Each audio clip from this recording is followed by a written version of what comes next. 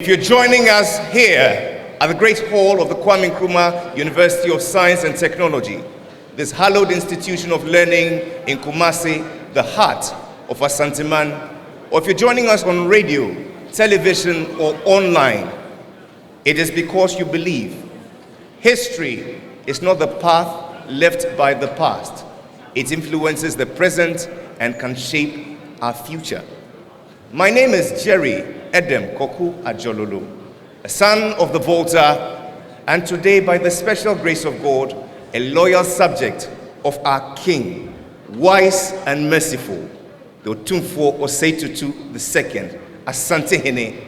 I have known fewer honors in my lifetime than this, to stand in the name of our King as I say good morning to you all, the great and good of Asanteman, sons and daughters, friends and well-wishers. We greet you in that one word which, when spoken everywhere around the world, conveys the truest and warmest expression of love and hospitality. We say Akwaba. And because I'm your son, you say Ya Oba. Akwaba. We meet here today on this great day in history for a symposium on the 150th anniversary of the Sargrenti War and the launch of the book, History of the Ashanti by Otumfuo Se Agyemang-Prempeh II, as the first in the series of many events marking the silver jubilee of Otumfuo Osei-Tutu II, the 16th Asante Hene and the current occupant of the Golden Stool. Today, we take pride in welcoming sons and daughters who have come from far and near to add their weight to this glorious celebration. Allow me the privilege of acknowledging, especially amongst us, our guest of honor, a son of Asanteman, MP for Busumtwe, and the Honorable Minister for Education, the Honorable Dr. Yao Osei Educhum.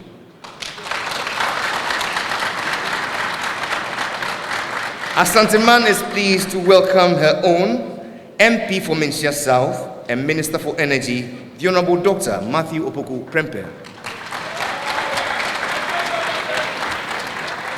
We receive with great delight the MP for Tano North, the Minister for Sanitation and Water Resources, the Honorable Frida Prempeh. The Regional Minister joins us in solidarity, the Honorable Simon Osei Mensah. With great joy, we receive the immediate past Chief Justice of the Republic of Ghana, His Lordship Justice Kwesi Enin Yeboah. It is with profound joy that we welcome our keynote speaker, now a son of Asanteman, the Professor Tom Mccaskie. He joins us with his lovely wife, Mrs. Lynn Bryden Mccaskie. Thank you very much. It will be lost on me not to acknowledge Excellencies, members of the diplomatic community, our MPs, MCs, and DCs, Nananum, and esteemed chiefs and queens from Asanteman and beyond, our religious leaders, the moderators and panelists for this morning's symposium, the Vice Chancellor of the KNUST, Professor Mrs. Rita Akosia Dixon, the Pro-Vice Chancellor, distinguished faculty and staff of the KNUST, and other distinguished members of academia who have come from far and near, captains of industry, heads, teachers, students, and pupils of selected schools, members of the press, ladies and gentlemen. We say receive the warm and generous hospitality of Asanteman.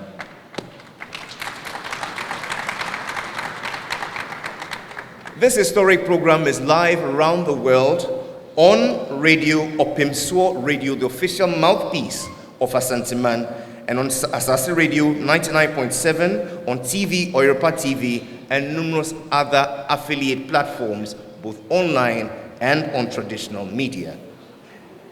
In welcoming us officially to this august event, it's my pleasure to invite the Chairman of the Council of State, and the chair of the Silver Jubilee Planning Committee, Nana Otro Sribo Chwabinghini.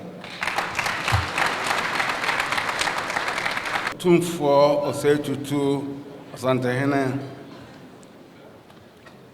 Honorable Ministers of State, Honorable Immediate Past Chief Justice, Regional Minister, Ananum Vice Chancellor of the Kwame Nkrumah University of Science and Technology, my alma mater, distinguished ladies and gentlemen, my duty is to welcome you, and since in our traditional setting, saying welcome means akwaba, I thought that my duty would be done if I just uttered the word akwaba, and I would then resume my seat. But when Otumfo is around, you cannot be very brief. You have to go to town and say a few more things. So I'll say a few more things. And if there are a few, just pardon me that there are a few. I speak on behalf of the Otumfo Osetutu the Second Jubilee Planning Committee. This committee has been put together to celebrate the 20 meritorious, momentous years of Otumfo's accession to the Golden Stool.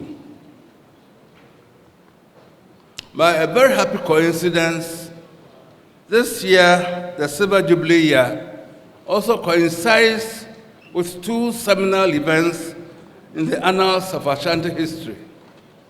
These are the 150 years of the Sargrenti War, the Sargrenti War as we call it in P, a corruption of the word Sargrenti, and also the 100 years of the repatriation of King Nana Prempeh I from Seychelles after 28 years of exile. Now, this function is the first of a series of activities to mark the celebrations, to commemorate the activities as I have enumerated. Taking them in chronological order, the 6th of February was exactly 150 years ago when British forces under Sargrenti invaded Kumasi, looted the palace of precious regalia, and completely burnt Kumasi down, and left the town smoldering after their invasion. This morning, we have assembled an array of eminent people who are knowledgeable in the Ashanti history and customs to regale us with the causes of the war, the cause of the war, and Ashanti after the war.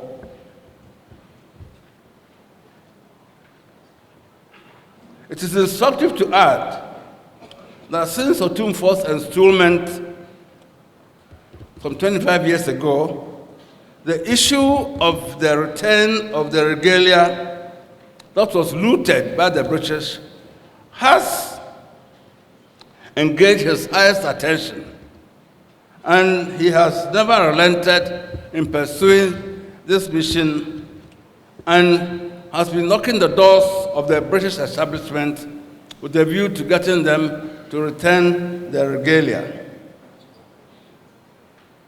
By a happy coincidence, the British finally have answered our prayers, albeit in some veiled way, that half a loaf, they say, is better than none. However, some of the regalia which were taken to the US are here and going to be here until time and circumstances shall be no more.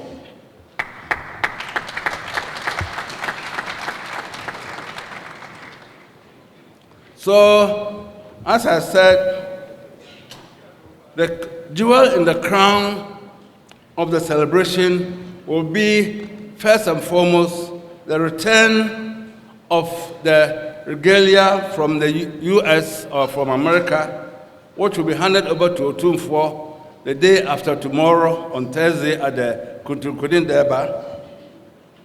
And then the return of the regalia at the British Museum and at the British, Victoria and Albert Museum on the Akweside Deba, which is slated for the 12th of May. We hope that even if it's a loan, it will be a permanent loan to us.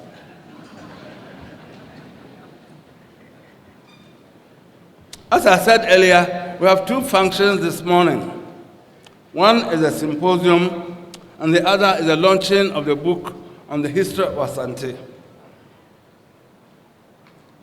As you all know, before the written word was introduced into our educational system or into our culture, the mode of transmitting our history, our values, our culture, and our morals and other things was through the spoken word.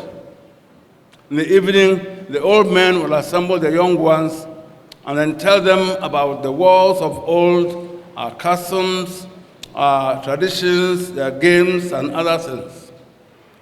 So it was compulsory for children to attend to these calls. Hence, we coined the word Tite Ka Asum. It has been corrupted to Tite Ka Aso, but it means Tite Ka Asum, that is, the past resides in the years. However, with the introduction of the written word and calligraphy, the ear became less receptive to Tite, and therefore new modes had to be introduced to maintain and retain our history and to transmit it from one generation to the other. We were fortunate to have Otumfuo Adma Prempe, the second Asante Hene, the first formally educated Asante Hene to ascend the stool in 1931, and through the dint of his hard work, was able to restore the Confederacy, which had been disbanded in 1896, in 1935. Immediately upon ascending the stool, he felt that our modes needed to change.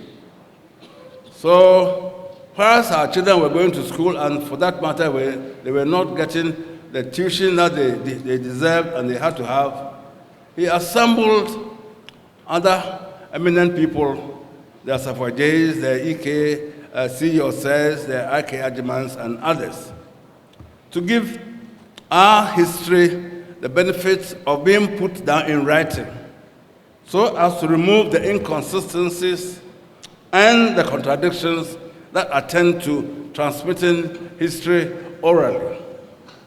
This was indeed a formidable task which lasted several years. And it is a happy coincidence that he had Professor Tom Mccaskie, an eminent son of Asante, who though has he's been with Ashanti for over 50 years, since he came to Ashanti in 1968. Virtually a year passes without his coming down to us and writing about Asante and all our histories and everything. And Professor Mccaskie has accepted to edit this book. And this is a veritable history of Asante from our own perspectives, without any biases, without any contradictions, and without any enlargements or any diminutions. And the second aspect of the program would be to auction the book. And I'm sure that you have come down with your deep pockets and with your fact check books so as to give the auction the necessary support that it deserves. I'm sure that those of you who would buy at the highest price will have autographed copies by Otumfuo himself. So, as I said earlier, I welcome you. I think I've said a few things, and if my few is not enough, I think I'll take leave and then give the floor to our eminent MC to continue the program. Thank you all very much for coming. And we hope you will enjoy the proceedings this morning. Thank you very much.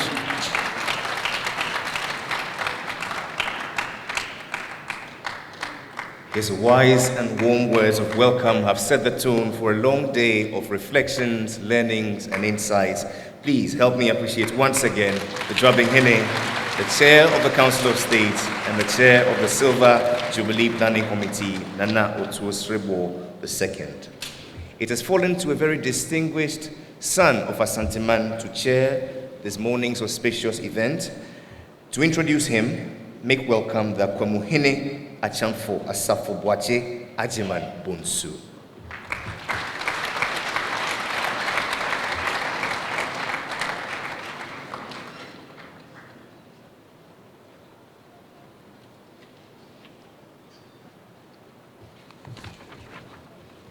Thank you very much, MC. Your Royal Majesty, Otumfuo Osechu II Asante Hene, Nana Otuo Srebo II Dwamema Hene, and Chairman of the Otumfuo Silver Jubilee Committee, Honorable Minister for Education, Dr. Oseya Waduchum, Honorable Minister for Energy, Matthew Opoku Prempeh, Nananom Amahine, Nananom distinguished speakers, VC, the press, ladies and gentlemen, I will observe all protocol. It is normal for such an auspicious occasion to have someone who can ably steer the affairs for the day. It therefore gives me a great pleasure to introduce the chairman of the occasion. Our chairman for this august function is a native of Tuanse. He entered the University of Ghana in 1976 to read law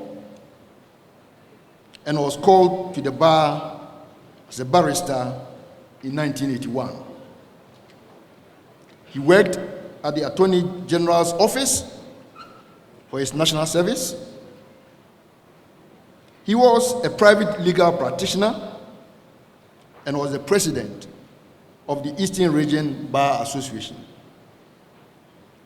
He was appointed as a High Court judge in 2002, and because of his hard work, he was promoted to the Court of Appeal just a year after that.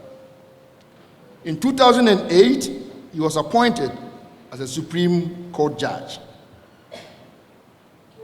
He held several positions in the judicial service and other judicial bodies.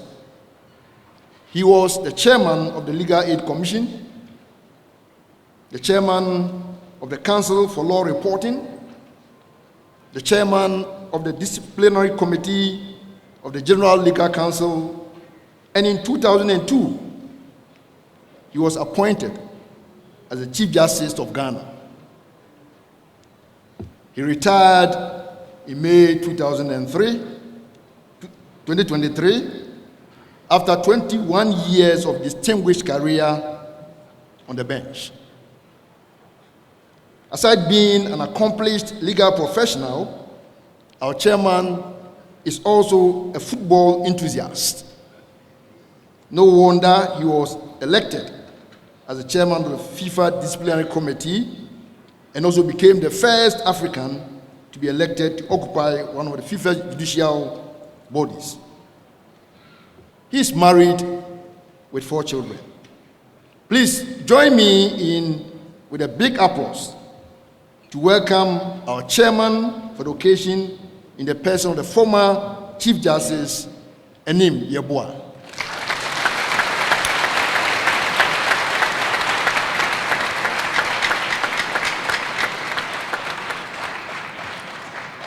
Otumfuo Nananom, ladies and gentlemen, your chairman, Chairman, your audience.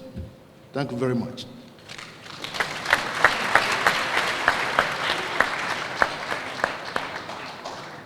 And now, my Lord Justice, the Chair, your audience.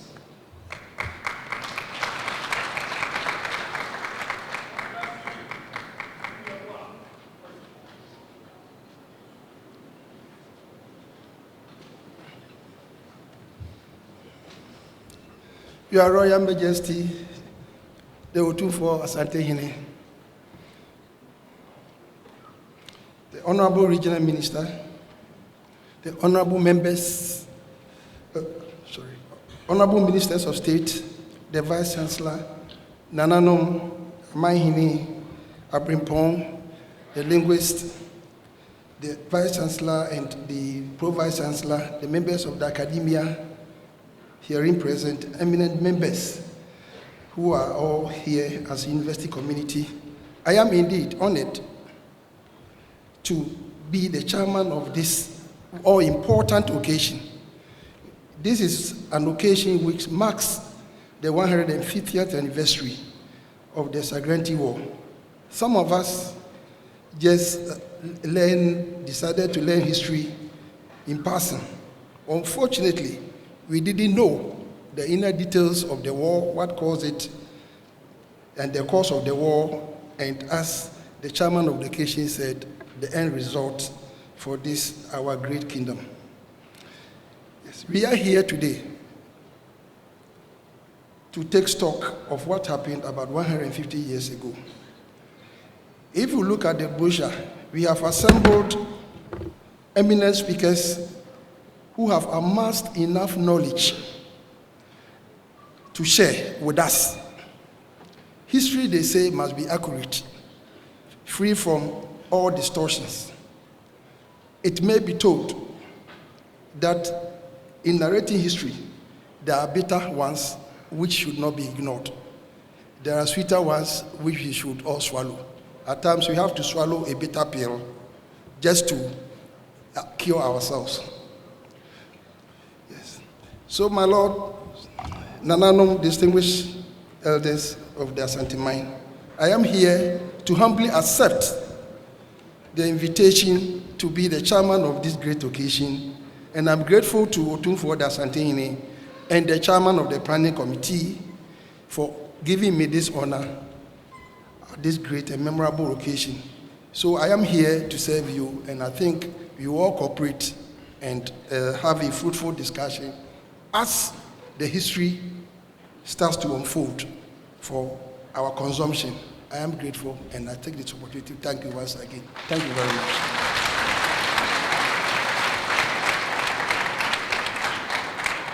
His Lordship Justice Kwesi Eninyeboa is our chairperson for this august occasion. Please, a round of applause. We thank you for accepting to chair, and we know that your great years of experience, your grace and aplomb will come to bear on today's experience. We now move to the symposium. To introduce our keynote speaker, it's my pleasure to invite Otumfuo's Hiahine, who is the chair of the Otumfuo Foundation. Make welcome Nana Professor Oheneba Boache Eje Wahine II.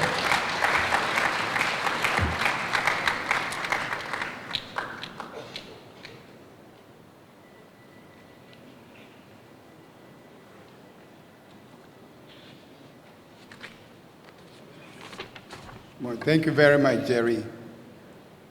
Your Royal Majesty, Otumfuo Osetutu II, Asante Hene, Nana Otuo Srebo II, Chairman of the Jubilee Planning Committee, Mr. Chairman, Chief Justice Eninyeboa, Honorable Minister of Education, Ya Osei Educhum,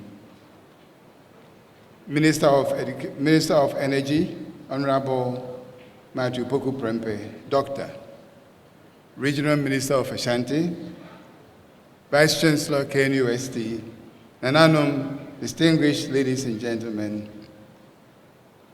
Allow me a few minutes to introduce our keynote speaker for this landmark symposium on the Sargrenti War. We have with us today no other person than the illustrious and prolific historian, Professor Thomas C. Mccaskie. also known as Kwaku Mccaskie. He was trying to get close to Kwakudia, Otumfuo Kwakudia. Well, Professor Mccaskie is a professor of Asante History, Center of West African Studies, Birmingham University, United Kingdom, and Professor of History of Africa, School of Oriental and African Studies, London University. He retired 2011. He first worked in and on Asante in 1968 at a tender age of 22 and was the youngest faculty member in the History Department of the University of Ghana. He spent the whole of his life working, researching, writing, and publishing on Asante. He has written 2 monographs on Asante, State and Society in Pre-Colonial Asante, and Asante Identities, History and Modernity in an African Village. He has also published over 80 papers on Asante, 50 of which have been republished in his Asante Kingdom of Gold, Essays in the History of African Culture. The history of Asante kings and the whole country itself. Knowing the importance of research done by the committee that was convened by Otumfuo Osei Agyeman Prempeh II, which started way back in 1939, he singularly edited the final volumes of the typescripts and manuscripts, which culminated in the final publication of this timeless piece we have with us today, History of Asante by Otumfuo Nana Osei Agyeman Prempeh II. His curriculum vitae is replete with anecdotes, and I had a few minutes with him. I asked him, what was your best moments in Kumasi? He said when he served as the royal golf caddy for Otumfuo Prempeh II. I believe that's where he got a lot of his notes too. Today, his keynote address is on the Sargrenti War and its aftermath and reflections. Please join me to welcome our keynote speaker, Professor Kwaku Mccaskie.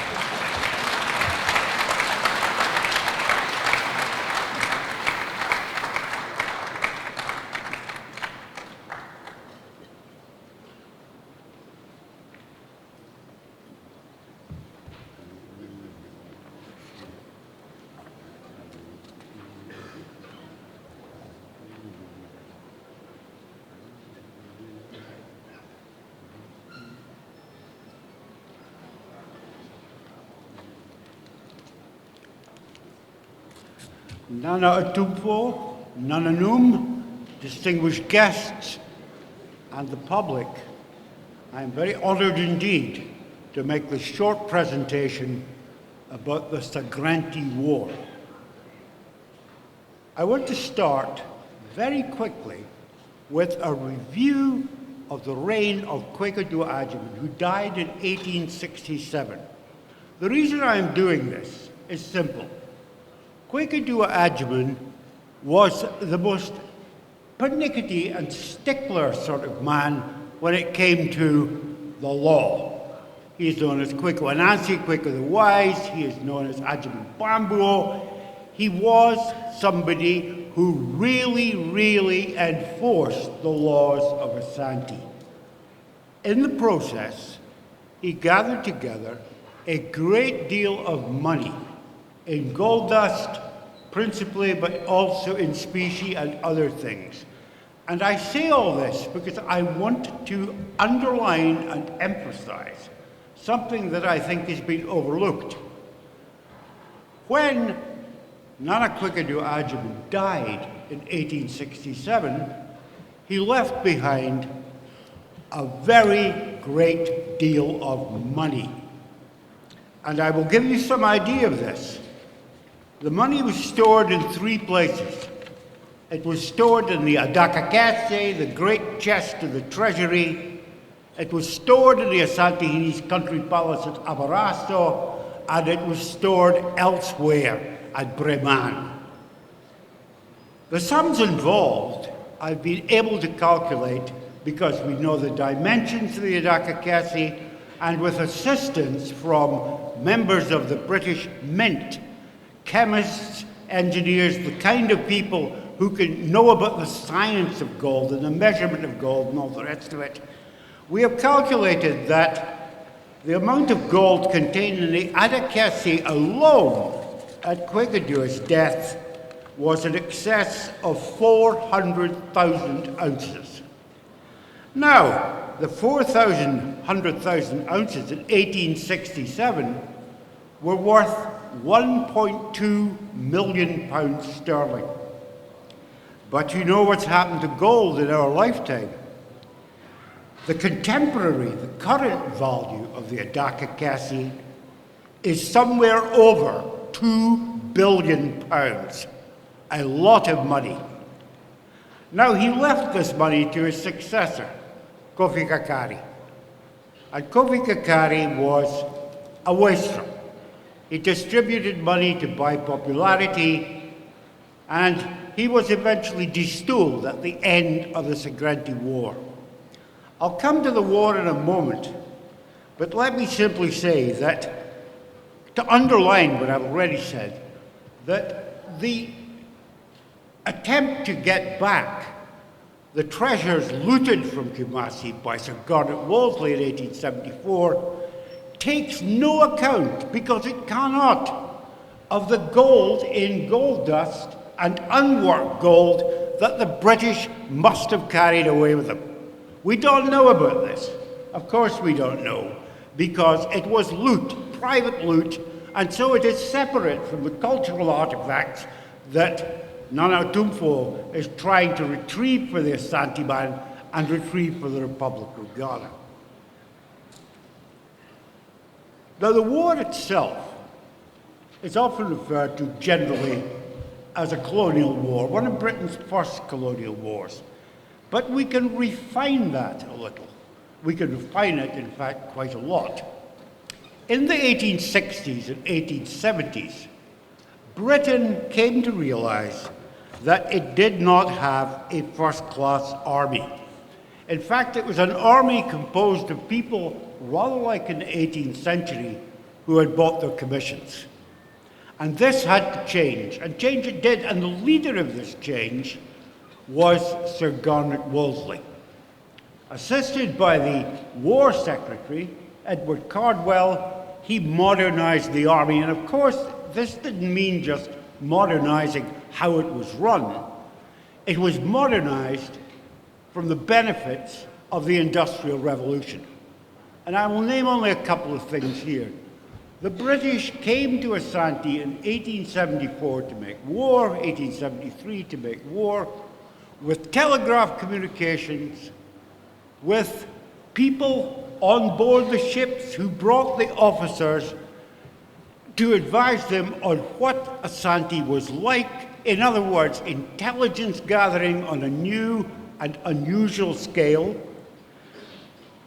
They also had with them, and perhaps most crucially, Snider rifles. These were the result of revolutionary developments in armaments.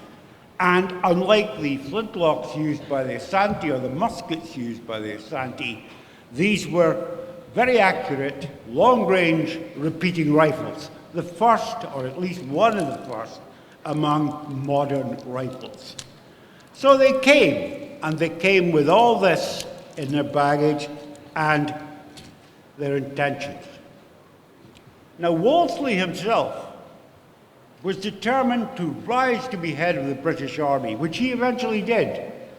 And he brought with him to Asante a group of officers known as the Wolseley Ring, the Ring of Friends, who would rise with him. So there was a very personal motive in Wolseley fighting this war and being seen to have fought it and won it for himself, for Britain, for Queen Victoria and the rest. And we have proof of this. This was the first war in which the general in command, Wolseley, was accompanied by large numbers of the British press.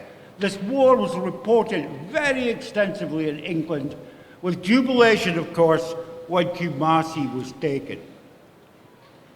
Now, the Asante themselves, Kwekadua Agyeman, for the 30 years of his reign, had maintained a hands-off policy towards any of the states south of the Pra and the Europeans.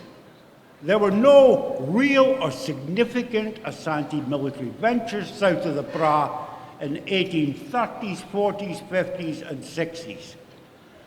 Kwigadu Agyeman's view of things was that Asante ruled inland itself and its northern dependencies, and the British ruled the whites on the coast.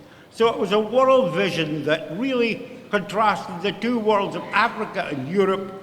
He was the ruler of Africa, and they were the rulers of the South, led by the whites. But of course, this was nothing to do with what Wolseley wanted or what the British government backed him to want.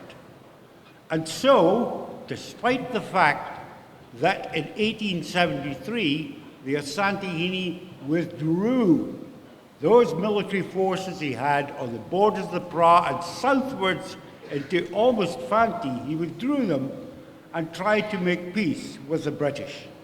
Wolseley absolutely refused.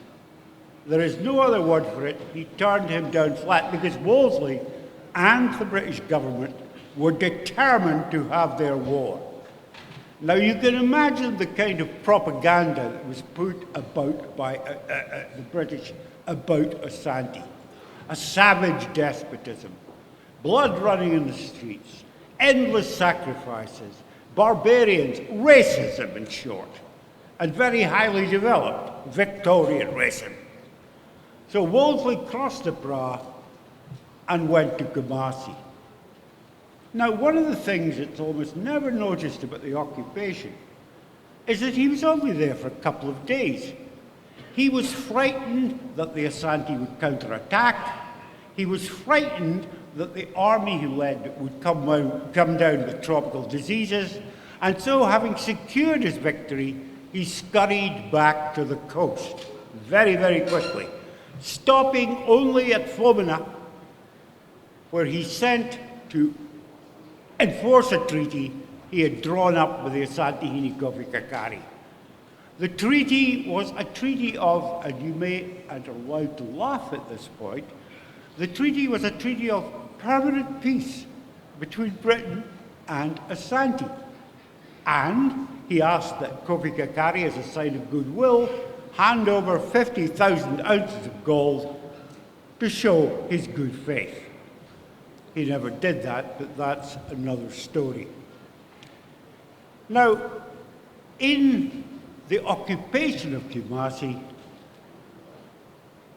the place was, as previous speakers have said to you, the city was burned and comprehensively looted.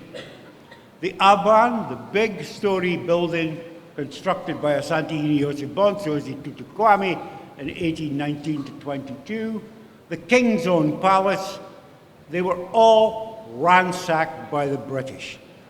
Now, I've told you the amount of gold that was floating about Asante at this time in dust. We have no account of this. Soldiers just filled their pockets or took it away in little wrappings and things like that. So we just do not know about that, but we do know about the cultural treasures. And I just want to mention two of them in passing, and they're simply this. In the Wellcome collection, the foundation in London, there is the largest gold mask known from sub-Saharan Africa. It is a portrait of the Bandahini Woroza, defeated and killed by the Asantehene Osekwadwo in the 1760s, and it weighs over 2 kilos. Its current value in gold alone, never mind its aesthetic value, its cultural value, its value in gold alone is over 80,000 pounds sterling. The other piece of loot that I want to particularly emphasize was not taken in 1874. It was taken in 1896 when the British returned and arrested Asantehene Agyeman Prempeh. Now, you would think this was nothing. Somebody must have just picked it up and taken it away. It was a brass basin called the Mccaskie, which was displayed before the Royal Mausoleum at Bantama and was part of the practices of recalling the ancestral monarchs of Asante. It is simply a brass basin, but the British took it away. When Prempeh came back in 1929, he wrote to the British and tried to get this battered brass basin restored. And the British wouldn't give him it. And it is still in Britain at the United Services, the Army Museum in London. The war itself had a catastrophic effect on Asante.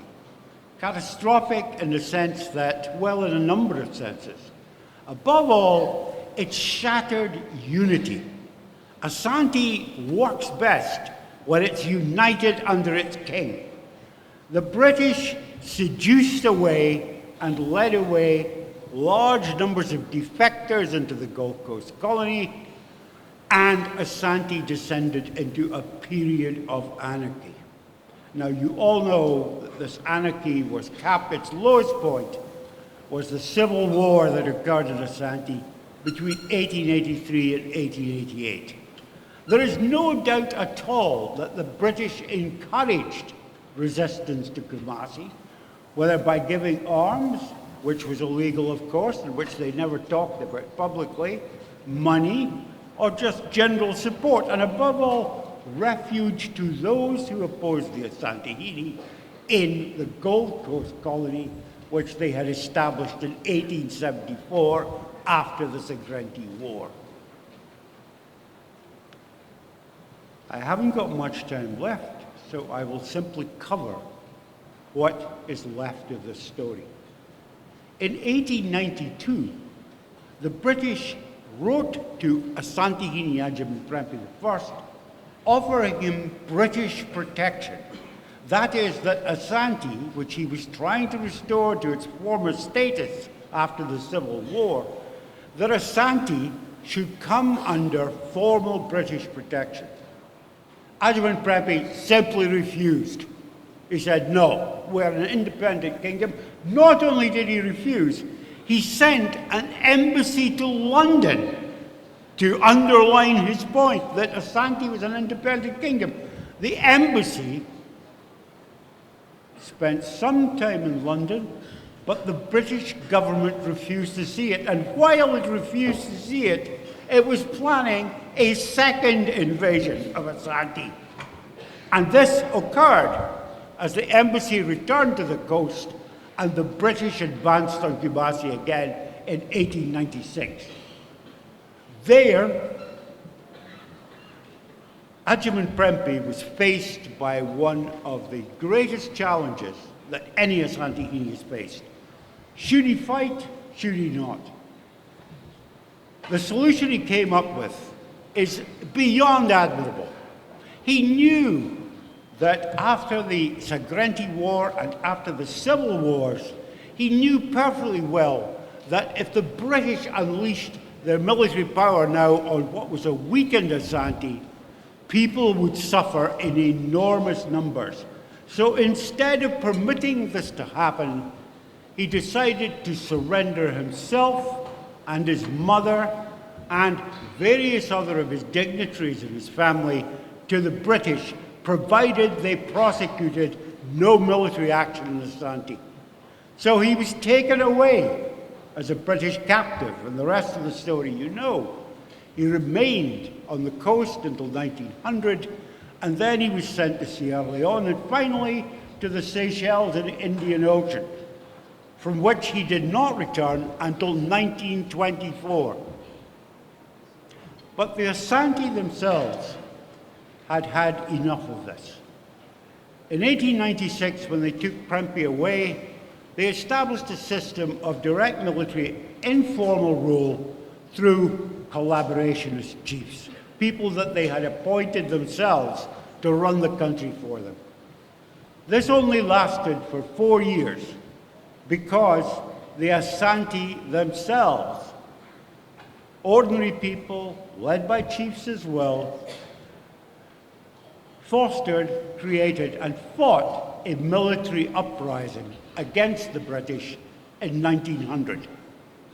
This is commonly known as the Yasantiwako because of the heroic behavior of the Ojwesiiba, the woman Yasantiwa. That war ended in the ruthless suppression of the Asante.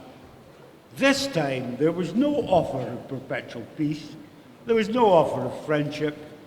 There was simply the fact that Asante was made a British Crown colony in 1901, was given a British governor to rule over it in the absence of an Asantehene, and in the aftermath of the war, large numbers of people convicted of treason against the British Crown by fighting for Asante in that war were jailed, hanged, or otherwise deported. Now, there's very little else I need to say, except that this is a shameful episode in British history, like most of British colonialism.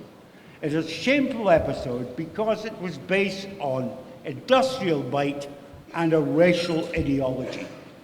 The British were never a great continental military power. They did not have large land armies. What they did have and what they pursued was an overseas empire from which they could extract money through trade, preferential rates, and all the rest of it. And Asante was one of the earliest additions across the world to that particular empire. It's often forgotten, and this is my final remark here, it's often forgotten how short British colonialism was. When I came to Asante, age 22, with Aduboahen in 1968, I met people who had lived all the way through the British period. They were born before the British came, and they were there when the British left in 1957. So it is time finally to put this episode in the past and to reassert Asante unity under the Asantehene and go forward into the future. And I encourage most strongly Asante man to pursue further the matter of the restoration of the treasures that were taken in 1874 and taken in 1896. Thank you very much.